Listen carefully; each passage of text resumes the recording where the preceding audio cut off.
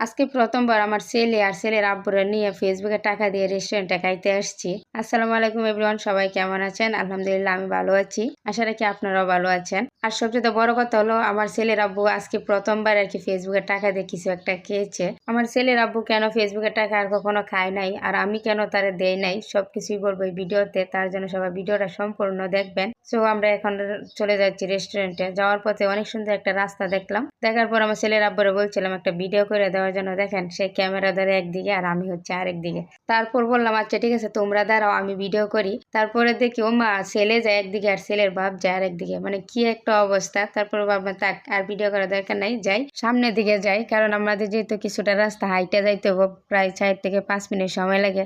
তো এইদিকে ওটু চললো, ভাবছিলাম যে একটু হাইটে যায়। আপনারা জানেন যে মানুষ হাঁটলে কিন্তু মানুষের শরীর ভালো থাকে।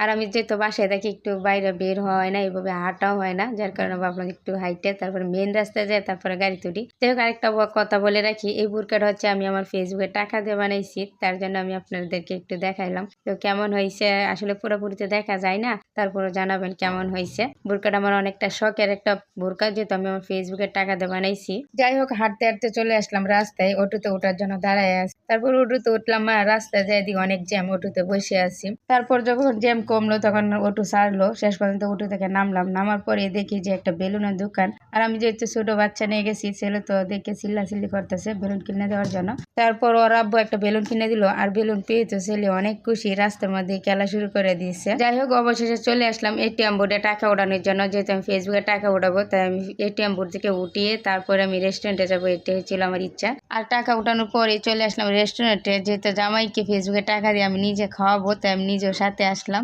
আর এখন বলি কেন এতদিন আমার জামাই আমার ফেসবুকের টাকা খায় নাই বা আমি দেই নাই কেন। কথা হচ্ছে আমি যখন ফেসবুকে কাজ শুরু করি তখন সেই মানুষটা বিশ্বাসই করতো না যে ফেসবুক থেকে টাকা ইনকাম করা যায়। আর অনেক সময় অনেক কিছু বলছে আমারে কাজ করা নিয়ে, যাতে আমি কাজ না করি। তারপর অনেক বুঝিয়ে সুঝিয়ে আর কি আমি ফেসবুকে কাজ করি, আর এখান থেকে এখন আমার ভালো একটা ইনকাম হয় আলহামদুলিল্লাহ, আপনাদের সবার দোয়া এবং ভালোবাসায়। আর সেই জন্য আমি একটু কিছুটা অভিমান করে আমি তারা টাকা দিতাম না, সেও কোনোই আমার কাছে টাকা চাইতো না। তাই ভাবলাম মানুষটা যেহেতু আমার কাছে টাকা চায় না, আর যেহেতু সব কিছু এখন মাইনে নিচ্ছে, আমি ফেসবুকে ভিডিও করা নিয়ে আর আমাকে আর কিছু বলে না, তো তারা তো টাকা দেওয়াই যায়। সামনে যেহেতু ঈদ একটা পার্টি দিয়ে দেই, আর সেই জন্য চলে আসলাম রেস্টুরেন্টে। আর এখানে বিরিয়ানি আর কাচ্চি দুইটারই অর্ডার দেওয়া হয়েছিল, কারণ যে যেটা পছন্দ করে সে সেটাই খাবে। আর আমার ছেলেটা একটু ঘোরাঘুরি করতে একটু বেশি পছন্দ করে, আর এখানে আসছি আরো খাবারের জন্য, সে তো আরো অনেক খুশি। আর আমি আমার ছেলের আব্বুরে জিজ্ঞেস করতেছিলাম যে ফেসবুকে টাকা দিয়ে খাইতেছো কেমন লাগতেছে, সে বলতেছে অনেক ভালো লাগতেছে। আর আমার ছেলেটা গরিবের ঘরে জন্ম নিচ্ছে ঠিকই, কেন জানি না তারে দেখলে মনে হয় একটা বড় লোক ভাব করে। মানে আমি এখানে আসার পর জিজ্ঞেস করেছিলাম বাবা তুমি কি খাবা, সে বলতেছে আমি কাচ্চি খাবো, আরো অনেক কিছুর নাম বলছে, সে যেগুলোর নাম আমি কখনো শুনি নাই। আজকের ভিডিওটা এই পর্যন্তই, সবাই ভালো থাকবেন, সুস্থ থাকবেন, আল্লাহ হাফেজ।